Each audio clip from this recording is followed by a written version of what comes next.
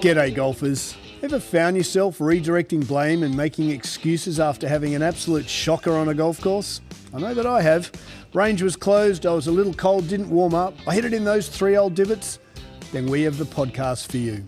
We focus on how to fundamentally own your swing. Strike it pure and consistently shoot in the 70s. Be it if you're a weekend hack, retired and playing daily, a school phenom, or a tour professional. We present and discuss facts and physics pertaining to golf, trying to keep our ego and opinion at bay. We dispel myths such as keep your head down, bend your knees, or my all-time favourite, game improvement irons. So stop drinking that mythical Kool-Aid and have a sip of ours. I think you'll find it both inspiring and refreshing. I'm Scott Young, founder of Swing, PGA professional and ex-tour player. And together with physical therapist Dr. Sean Joyce, welcome to Pivot the Path. G'day golfers and good morning, SJ. Good morning, everybody. Doing great today. A little cold this morning. Compared to yesterday, it was so windy. I was going backwards on my scooter. So today, easy ride up. Yeah. Easy ride. How's the new digs? Extra 20, 15 minutes to get up town? Yeah, a little bit longer, but it's all on the nice bike path, West Side Highway, so smooth sailing. Now, they've got a lot of construction there, right? They've got... Not anymore. Putt. No, but they've got putts and tennis courts. All sorts of stuff, yeah. Different fields and little walkways. Spring is in the beach air. they put in recently. So I mean, not that you could swim on, but they put sand there next to the Hudson River. And they've got a portable swimming pool. Did you hear about this? What? Going on the east side, right next to NYU Hospital. There's a portable, inflatable outdoor swimming pool. How big?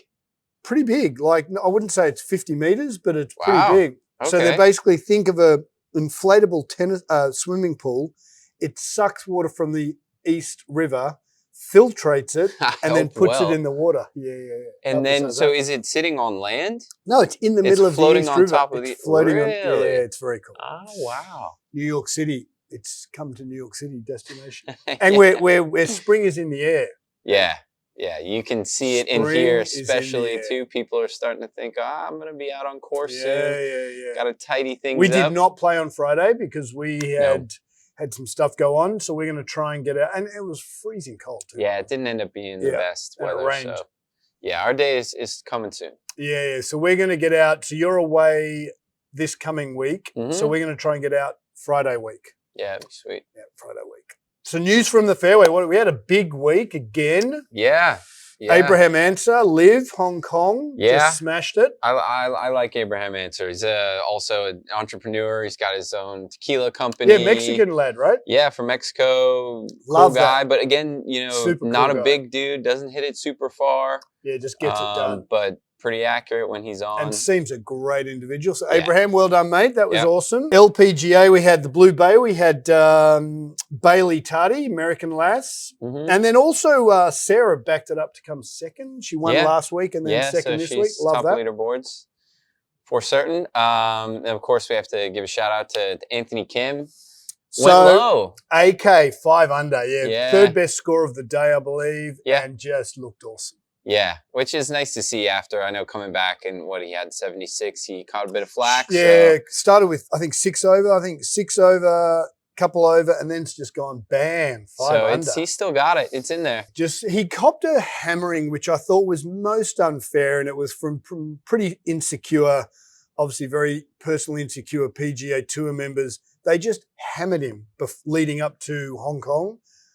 And then he started 6 over. I'm like, oh, here we go. And then he's just gone 5 under, third or second best score of the round. So he's still got it. It's cool to see. That was awesome. You got to imagine 12 years gap in between in first pro event. The landscape's changed. Landscape's changed big time. It's good to see him stick it out and put together a really nice That's round. A really solid round of golf. 5 under for having and there's no news. Like he's just literally gone. Yeah, what the heck happened? It's a man of mystery. Man of mystery. Last decade. So maybe some of that stuff will come out as time goes on. Who knows? But I mean, who cares? He's cool back, to have him back. Playing, and he's got a bit of swagger. We love swagger. Yep. Something the PGA Tour does not have right now. There is no swagger. Zero. Like it was Scottie Scheffler, shout out, just absolutely smashed it, 15 under. Yeah. But there's no swagger. He doesn't. Just, Going through missing the motions. a little bit of edge. Yeah, but it was brilliant to see him play well, right? Yeah, I mean, when we talk about, everyone's talked about his putting woes, but man, none of those on Sunday. Yeah, so little backstory for those who haven't been paying attention. He was ranked up in last year and up in this year 144th or thereabouts strokes game putting, which is woeful. Yeah. For a guy who hits it as well as he hits. Yeah, who hits it as well as he hits. And again, woeful's a strong word, but relative to his skill set and his personality and how good he is.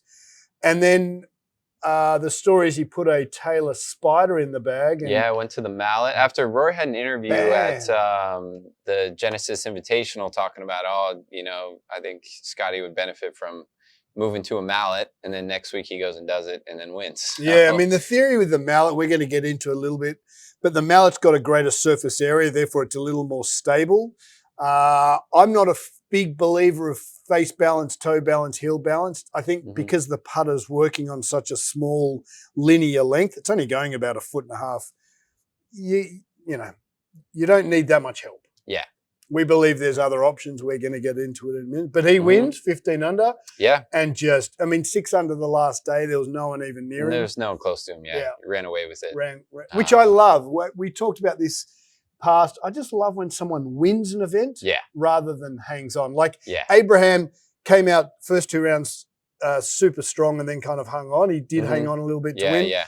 I far prefer when someone wins it. Yeah. Like go out and grab the thing. Go out and grab it. Throttle it. And Scottie was hitting fades, draws, low, high, everything. It's just awesome. Pretty Funny awesome. golf course. Yeah. Arnold Palmer, I never met Mr. Palmer. I would love to have met Mr. Palmer. I think we owe him, so as we talked about last week, him and Nicholas, and then, Norman and Faldo, then Tiger. Mr. Palmer, and I've got a signed putter here on the wall with a set of old blades and wooden woods from his bag, and a photo of him. And it looks like Tiger, actually. It's a really cool photo. Yeah. He just kind of set the scene for what professional sport is in the US. Yeah, it's really cool. I think most sports owe Mr. Palmer, specifically him personally, a lot. Yeah. So I want to put you on the spot. I said this as we were setting up everything. So I would love to have met 3 people in my life from sport that really shaped me.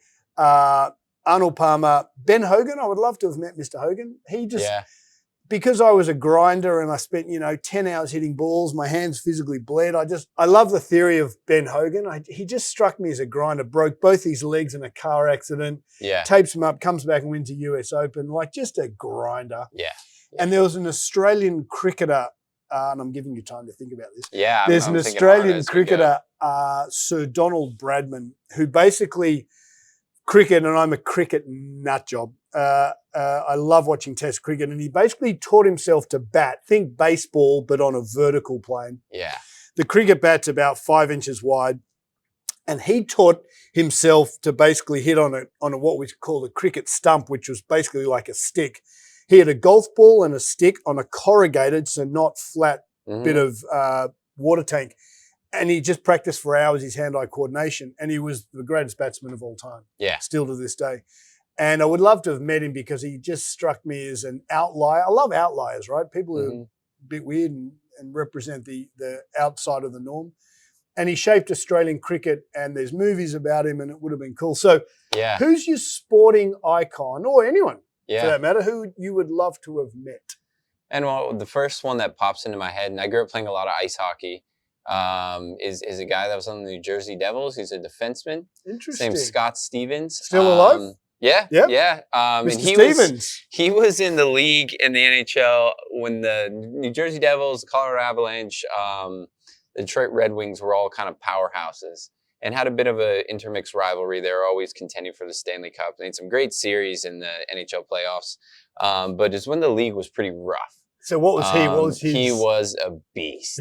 So he's a defenseman. I was mostly a defenseman. He was a bit of like a, on ice hero to watch. And it was when the league was very, very physical. Aggressive. And he was never dirty, but he was brutal. And just if anyone knows Scott Stevens or looks up Scott Stevens highlights, the hits are just... So one would think he's still in New Jersey. So, Scott, Yeah. if you're listening or you're a golf nut, come in. We'd love to have you on. if you're around. That would be awesome. But I'd just be very curious to hear because, you know, the NHL has changed a lot since then and become a bit more of a finesse. You know, everyone's so skilled and still very physical, of course. But back then it was very apparent that it was... you know, keep your head on a swivel. Otherwise, someone like Scott was going to... I'm just getting into NHL, and my kids love it, and we're so close to MSG. So I didn't know the enforcer was an actual player who wasn't particularly skilled, but he would go and, if there was a Sean Joyce who was just cutting everyone up, correct me if I'm wrong, but the enforcer would be put into the game to basically knock him out. Yeah, they kind of kept balance in the league. So it's really fascinating. Talk us through a bit the enforcer. So if anyone is listening and they want to dive into this, the whole reasoning behind the enforcer, watch a documentary. Still or not? Less so now, but still. There's a documentary called Ice Guardians. Okay. I believe you can find it on Amazon Prime, but super fascinating. They do a really good job of going in depth on, you know, the whole way that... So what is the enforcer? The enforcer keeps balance. So they protect the skilled players who are going to be out there scoring goals, winning games. Okay. It's very easy for a team to send out a player that says, just go take them out, whether it's dirty or clean. Yeah. Okay. So they can't score goals. Okay.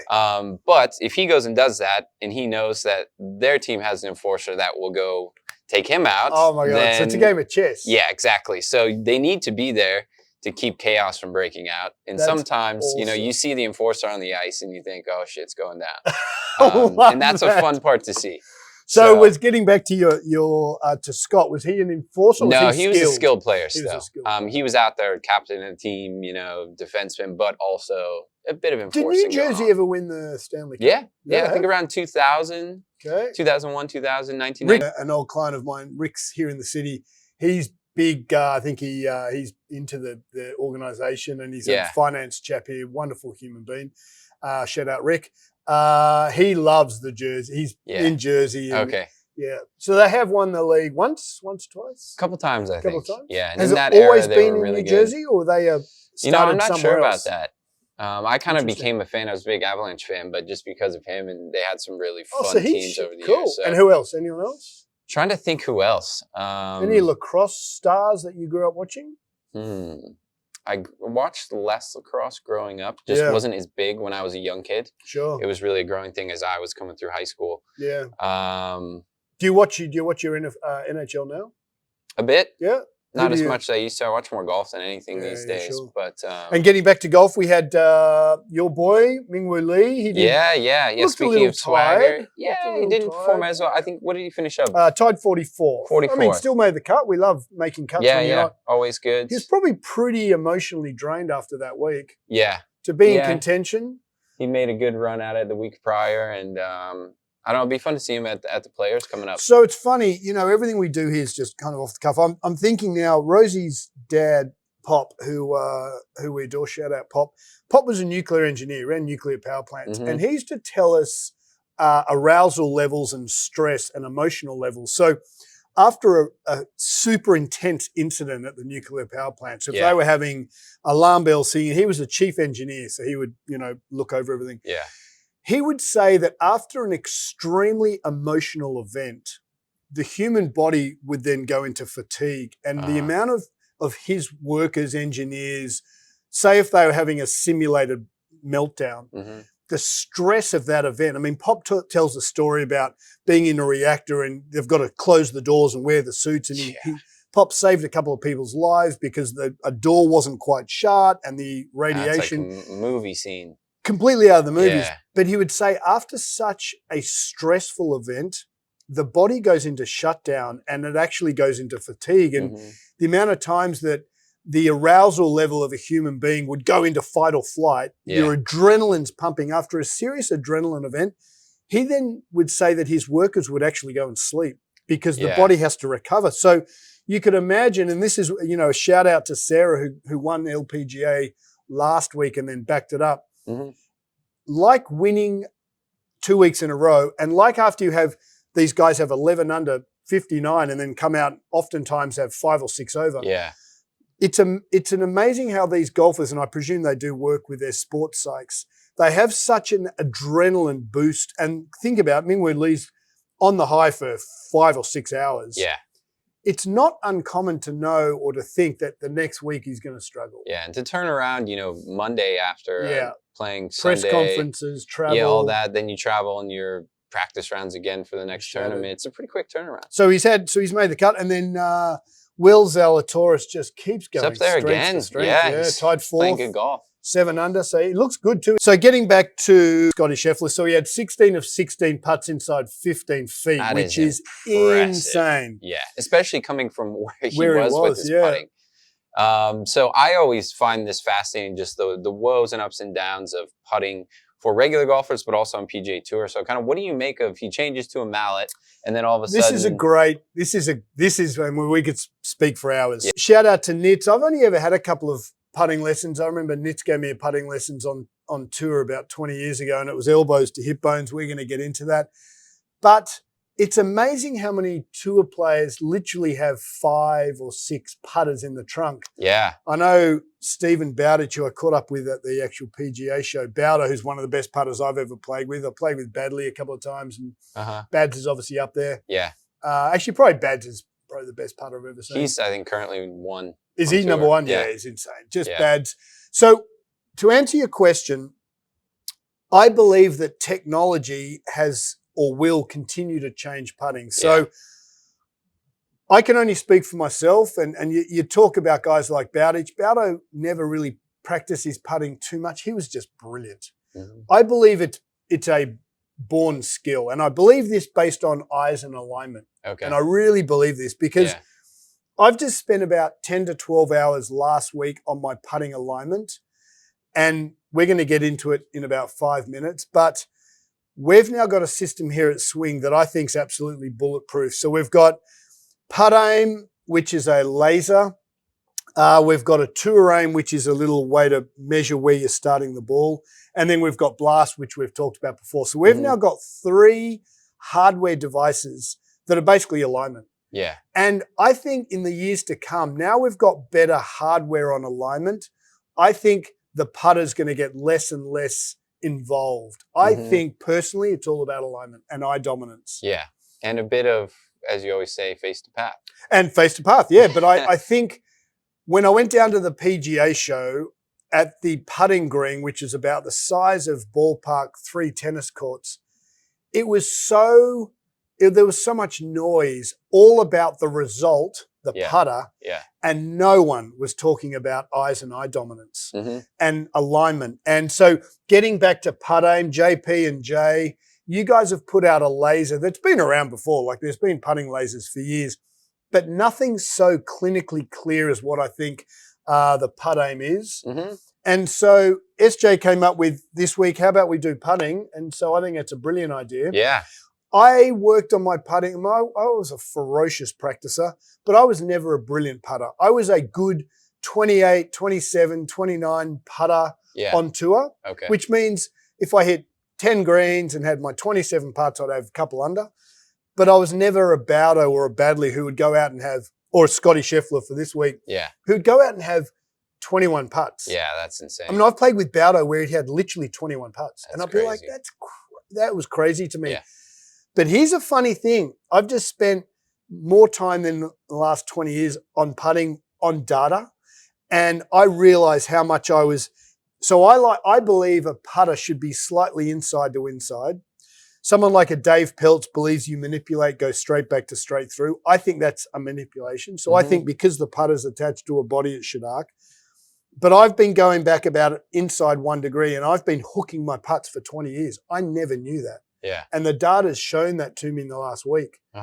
So should we get into it? So what we've basically done, because Scottie putted so differently and won, we believe that we've created a system that you can do at home. Yeah. That can help you build some consistency. And knowledge about what you do. Yeah, I think with putting, it often gets overlooked because it's such a smaller movement. And people think, oh, I just get on there, just pick a target, hit it, but it's a lot more technical than that. Yeah. There's a reason I think professionals spend so much time on their putting and amateurs don't typically do it. Maybe it's a little less exciting.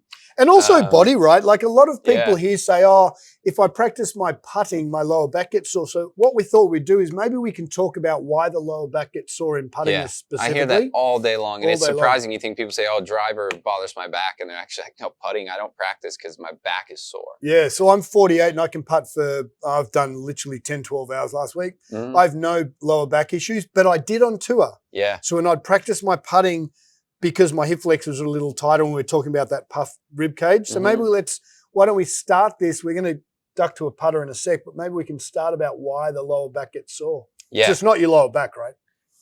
It's just more complicated than that. Yeah, so in your posture, since you have to bend forward, depending on how your bones hold each other subconsciously, which most people unfortunately fall into a scenario where they're in a lot of extension in their lower back. Yeah. So their lower back muscles are in a hypertonic state, we call it. But all that means is your lower back holds more tension than it should at rest. Okay. So your muscles are never like completely passive. They can relax, excite, all of that. But they should hold a bit of tension to keep your bones in place and upright. Sure.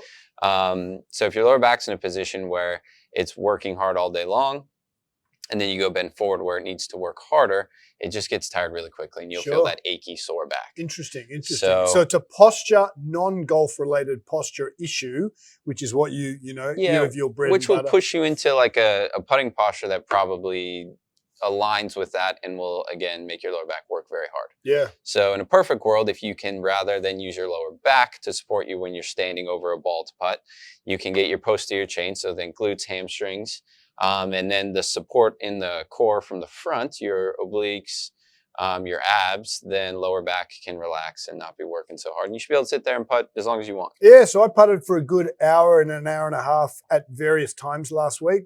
Lower back, well, should we get into it? Lower back was 0. Perfect. Okay, so, and this is all live, guys. We're 6 o'clock, so I haven't hit a putt yet. So first it starts with angles. Every single putter, which is my point at the PGA show, they're all too flat in my personal opinion. So we're brand agnostic here. I've had the same putter for 26 years and I just love it. I would love to have bought this company, Rife. So if I rest the putter how it is with a tail, this is what Scottie used, the Spider. This is an older version. I'm going to rest putter face on the ground flat and I'm going to rest mine on the ground flat. You can see how clearly mine is far more upright than the Taylor. And then Seymour, I love the boys at Seymour. That one's pretty flat again. So simple physics and simple math. The flatter the putter, the more the putter has to arc, the greater the face changes. The more upright the putter, the less the putter arcs, the less the face changes. It's more like a pendulum. Like a pendulum. Yeah. So what we've got here is a really simple setup.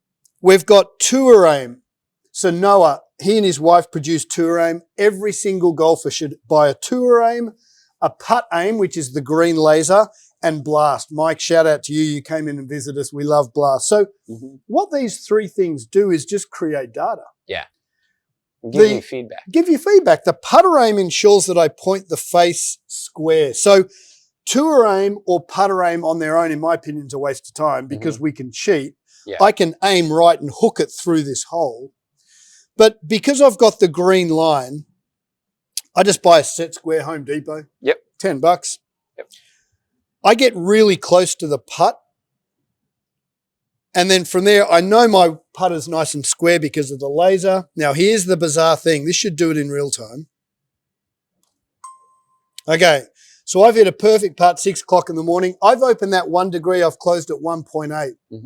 So on a 12-foot putt, I'm arcing this thing. So I've opened at 1 degree. I've closed at 1.8. Now, here's a bizarre thing.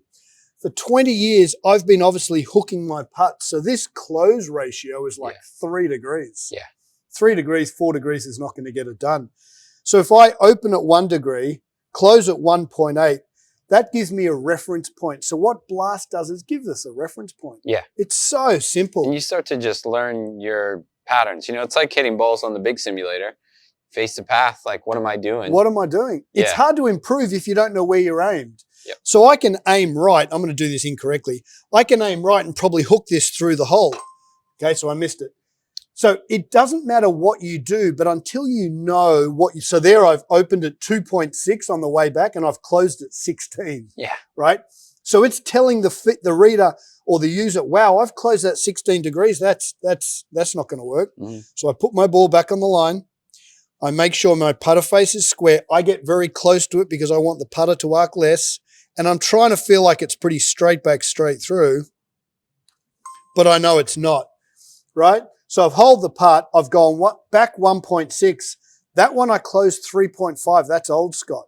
So now as the customer, I'm like, wow, I don't want to close that 3.5. I want to keep that a lot squarer. SJ, what can I do just so I can ensure that my lower back gets protected? Yeah, so a couple things you can do, and it's all just about your setup posture. And then after that, you don't need to think much about it. So like we talked about, getting posterior chain involved, so hamstrings, glutes. If you're riding really heavy on your toes, if you need a pressure on your feet, you're going to be using front of your legs more. That's going to also probably pull in lower back, a little more anterior tilt of the pelvis. So if I want my eyes over the ball, then what do I do? Then you want to just be shifted a little bit of weight into your heels by bringing his hips here, if I put a rod through him, just a little back this way. Oh, I love that. And you'll feel that light up your hamstrings immediately, or more so at least than front of your legs. Now, the other piece to that, we always talk about pelvis and then rib cage. They need to match, or thoracic spine, so this whole torso complex. The other thing we find here is if you tend to be sore in the lower back with putting, there's often a lot of extension here. So a little thought of like your ribs crunching back and up a little bit, which you may feel really rounded through here. It usually doesn't look as extreme as it feels. Is going to get you feeling the core engaging a bit more, if that makes sense. So I'm fingers on. Yep. And then from there, again, I'm just working numbers. I feel like I go outside to outside. So this is bizarre. I've gone 1.9, 1.90. That's a perfect putt. Yep. 15-foot putt, I've gone back 1.9, through 1.9, that's 0.0. So I feel like I'm in my heels. Now, to me, I feel like I'm moving the putter out to 2 o'clock, literally. Yeah. But yet it's only arcing 1.9 degrees. It literally feels like if 12 o'clock's the target, it's going at 2 o'clock. Yeah. And that's the same thing with feel versus real. We always talk about is you need data to measure it. Otherwise, you can't tell what you're doing. So I'll again, give one a try here. Talk you through your posture. Now, SJ's using my putters. You might not like this. I like this though. But short. Yeah, so again, with yours especially being upright, I'm going to feel very over it. And then I just know for me, I have the same thing. Lower back tends to get sore, so I go a little bit into my heels. Ribs have that little bit of crunch. This thing's pretty short, Yeah, Scottie. it is pretty short. Same putter. And then Mini-me. I know for me, I use my right eye to line it up, and then just straight back, straight through. Ooh, not quite. Not bad numbers. All right, so SJ's at 4 degrees. Pretty damn good. He's opened at 4.9, closed at 4.1. I'm opening at 1.9, closing at 1.9. So 4 degrees has just got a little bit more dispersion than 1 degree. So again, getting back to high and tight on what to do, it doesn't matter what you're doing. It's just, can you measure it? Yeah. So what we're trying to say here, it doesn't matter about the putter. All these companies that tell you that their putter's going to fix their putting, no, it's not. Your alignment fixes your putting. Understanding what you're doing with the face. We do this all day at Swing. It's amazing how people think they're taking it back pretty square, but yet they're arcing it like 5 degrees. And so our opinion is make sure that your alignment's taken care of really pedantically. Make sure you know what the face is doing. 1.9 Scott's not more correct than 4.9 SJ, except 4.9 just changes more. Just means if I open it more, I've got to close it more. Yeah, and we're not saying it's right or wrong, but we're saying unless you're using blast, you don't know what the putter face is doing. Yeah. And keep it really simple. And the whole technique of engaging the rib cage back and down into your heels a little more. Make sure your eyes are over the ball. And then the whole idea of eye dominance is really important. Yeah. I actually can't line up on a putting green with both my eyes open. I have to use my dominant eye, which is right eye dominant for me. Yep. And I just use that. And you're the same? Yeah, same thing, right eye dominant. Yeah. So, and I know, like, if I line up a putt, I use both eyes. I always have the face open if it looks square to me. Now, I close my right eye, and I can see it so clear. It's so bizarre. So that is wide open. I'll adjust, and then I'm really confident that I'm at least starting with it lined up properly. Yeah, so guys, golfers, just make sure you've got the right metrics. And we don't believe the putter's the important thing. The guys at Seymour, they are just such an awesome organization to support Seymour putters. They're US based down in Tennessee. But if you can handle laser, PuttAIM, tour aim, so you got to putt through the mouse hole and then blast to get the measure. You can buy that. That's about a $200 purchase all in. Mm-hmm. And you can putt on your floor at home. Yeah, and you can, like we talked about the PGA Tour players with all their different putters, using all of this with feedback, mess around with some different putters, find what you use best. Yeah. And then you might realize, oh, well, I'm holing more putts. Maybe this putter is actually one I prefer than other ones. But base it on data like we do. All right, beauty golfer. Look, thanks for listening to Pivot the Path. And remember, your on-course enjoyment starts with the work you put into your game so you can own your swing. Yes, thanks for listening, everybody. Appreciate the shares and follows. Keep passing around. Anyone who needs help with their putting, send them this one, please.